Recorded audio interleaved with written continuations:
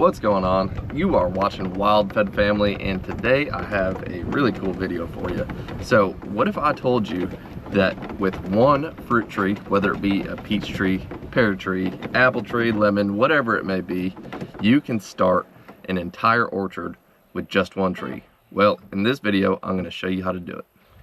So I'm down here at my lower garden, and as you can see, I got some trees planted down through here and back behind it. Now there's a plum tree, a peach tree, lemon tree, apple, pear, fig, so on. I got muscadine vines. I got all sorts of trees and vines growing down here, all in my garden. But I have plenty of room to multiply these trees in different places that I want to plant them. But I also don't want to spend a bunch of money putting in trees like I did when I originally set these. Now each tree cost right around $30, and I want to put down another 20 to 30 trees. Well, if you do the math, that's a little bit of money, and I'm going to show you how you can do that with only, I don't know, say $16 to $20. So here's what you're going to need, and it's only 4 things. Well, 5 including a fruit tree. So right here I have a bowl of peat moss that I have soaked in water, and you can get peat moss at Home Depot, your nursery. It's cheap. You get it in the prepackaged blocks. Easy to get your hands on. Next thing I have, this came from Lowe's. This is called Take Root. It's just a rooting hormone. The next thing I have is a little razor blade. And the star of the show, I have a 30 pack of these. I got these for like $12 on Amazon, and it is a rooting ball. So you can see it's just a plastic ball. It closes into a ball, and there's a little tab right there that snaps shut. Now I'm going to show you what I'm going to do with this to start a new tree.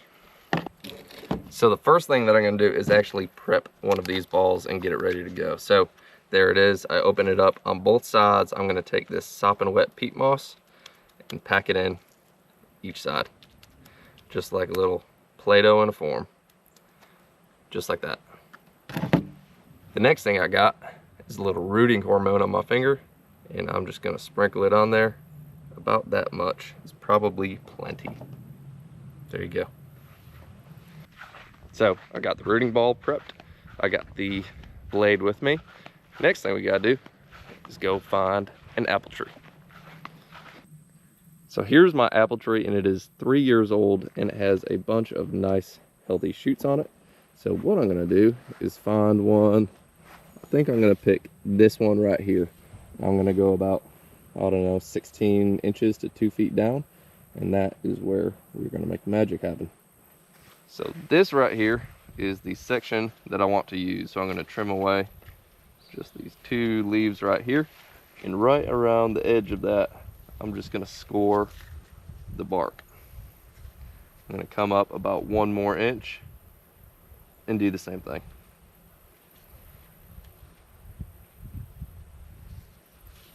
From there, from score to score, I'm going to do a vertical slit.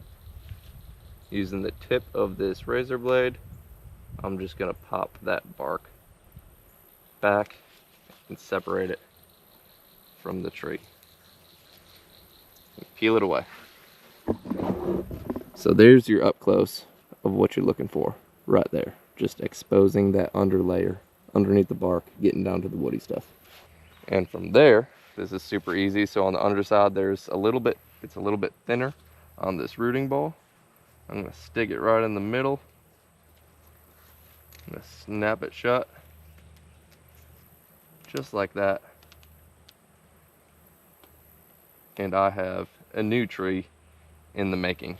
So I said it's a little bit smaller on this side. It kind of clamps down, holds the water, and this is funneled out a little extra. So you can come down here with a water bottle and re-moisten that peat moss. But the thing is, it's going to hold that moisture in really well. That peat moss holds a lot of moisture. That's why I'm using it. And in about 6 weeks or so, I'm going to have this whole ball that is slap full of roots. So from that, I can take it and I can put it into a 3-gallon pot and allow that root system to fill out a 3-gallon pot. Now this is probably about a 6-month process all in all to build that root system. But next, February, March, as the warm weather is starting to come in and the trees are starting to come out of dormancy, I can plant that tree wherever I want in the ground from a 3-gallon pot, and it's going to take off just like this original apple tree that I bought did as well. So when you go to the nursery and you buy a tree, whether you're getting it from Lowe's or Home Depot or a local nursery, essentially what you're getting is what we're creating right here. Now, a lot of the times they're going to take, a root ball that's grown from seed. They're going to chop it off 6 inches above that main trunk line, and they can graft a clipping like this tree onto that. And you'll see on a lot of the trees there'll be a knot in it, and then that tree starts. That's where that tree was grafted. And what they're doing is trying to keep the genetics of this mother tree. So there's an apple tree or a pear tree that is producing really well on an orchard, and they're taking the cuttings from that, and by using the cuttings you are using the exact genetic makeup of that tree. It is the identical tree that is producing all of that fruit, that good healthy fruit. So you want to carry those genes on. But a lot of the times people will pick an apple off their tree, they'll plant the seed and it'll grow into a new tree, but it won't ever produce. And the reason why is because it doesn't have those exact genetics from the mother tree. Now you think of, my kids, for example. Yeah, they have some of my genes in them, but they also have some of their mom's genes in them. It's not exactly like taking my finger off and then sticking it in the dirt and growing a whole new me through the same exact genetic makeup like identical twins. You are creating an identical twin by doing it this way. Another benefit of using these rooting balls is you could do it through a clipping, and you could take the end of that clipping, dip it in the rooting hormone, stick it directly in the soil.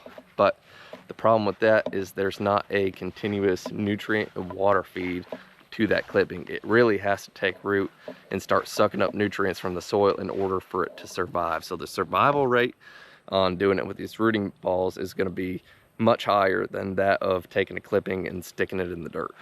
Another benefit of using the rooting balls over using clippings or grafting is that you're keeping that intact, so you're also gaining that immune response from the mother tree, and it is supporting that new growth and microbials through the bark and helping keep that healthy through the rooting process before you cut ties from that mother tree and stick it in the ground.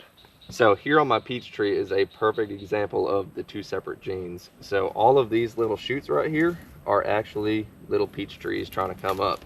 And what I do not want is for these peach trees to come up, because these genes are not the same as these genes. This is growing up from the root ball rather than the grafting point, and you can actually see the knot right there in the peach tree. That's where it was originally grafted. But everything below this point is not coming from that mother tree. So good genes, and then these genes, I don't know what they are. I don't know if it's going to produce well or whatnot, but this is the peach tree that I bought. This is the peach tree that produces well. From this point up and from this point down, I could care less about. I just need to feed nutrients up to this tree to create fruit for me. But I have one rooting ball on one apple tree, and I have 29 more to do. So I'm gonna go around, get all these in place, and I'm gonna show you what I made some clones of. So for now, I got a bunch of these rooting balls put on muscadine. So I got 10 rooting balls put on the muscadines all through here, and these actually take really well when replanting from cuttings or clippings. And I have a fence line that I have in mind that I'm gonna plant them all on. Now I need 7. I did 10 pods, and we'll see how they turn out. I also did 5 more pods on my peach tree and 5 more pods on my apple tree. Now, I still plan on putting 5 more pods on my pear tree and 5 more pods on a lemon tree. But I have a sportsman's banquet to get ready to go to this afternoon, and I need to go up to the house and take a shower, get cleaned up. But you can do this with any tree or any plant, really. I mean, if you're into planting roses and having rose bushes around your house, then go for it. This will work too. But I figured it's a really cheap and simple way that a lot of people don't know about to take one tree and turn it into the other without going out and spending a bunch of money. Now, I love my local nursery, but had I gone up there and actually got these from there, I mean, I would have spent close to $400 multiplying the trees that I did in the last 20 minutes or so. So get yourself some of these pods. I got mine off of Amazon. It was like $12 for a 30 pack, and you know, go to Lowe's, get some peat moss, rooting hormone. Yeah, simple stuff that you have around the house if you're an average gardener. But I just wanted to show you a cool trick and an easy tip that is going to save you a lot of money, and it is really fun taking something from basically nothing and turning it into a whole nother tree. It's just a cool process. So I figured I'd share it with you. I hope you enjoyed the video. I hope you learned something new, and I will see you on the next video. So thank you for watching, and yeah, I'm going to take a cold shower. See ya.